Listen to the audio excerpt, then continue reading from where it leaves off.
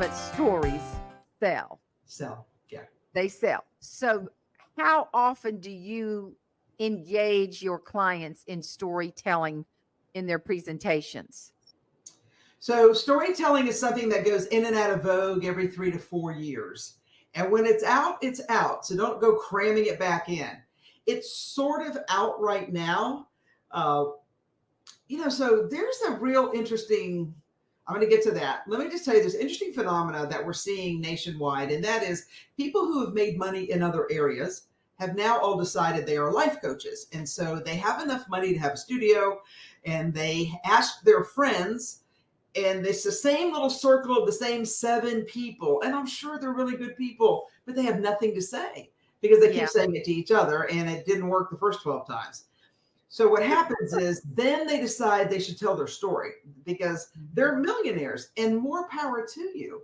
But just because you sold vitamins and people bought it, or a health bar or a shake or something, doesn't make you a life guru.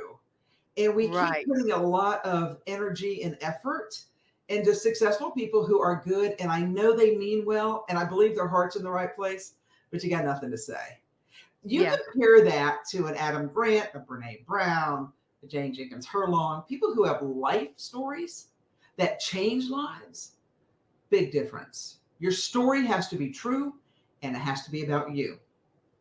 Unless you let the audience know that it's a story you borrowed from someone else. There for a while on the circuit. You heard this. Everybody said, I am the daughter of so-and-so, who's the daughter of so-and-so, who's the aunt of, and first time I heard it, I thought, wow, that's really cool. The 13th time I heard it. No. Well, with Jeannie, I'm going to get some of her comedy with class winners, and I'd like to put her video up and just sort of dissect it.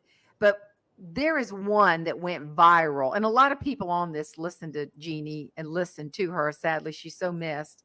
But I watched her video, and it was Don't Send a Man to the Grocery Store. That's right. That's what she's quite famous for. Yes. And I watched her body language, and there was a lot of pageant hints in there. And I saw her step out of the arena she was working with points on the stage.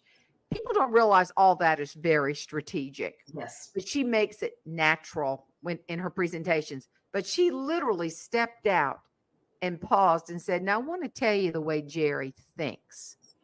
Then she explained Jerry. And then she literally stepped right back in to that box where she was working on the stage. And it let people visually know, I'm going to digress and tell a story within a story.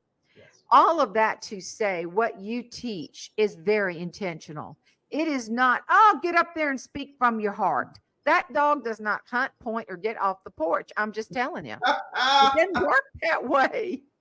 It has to have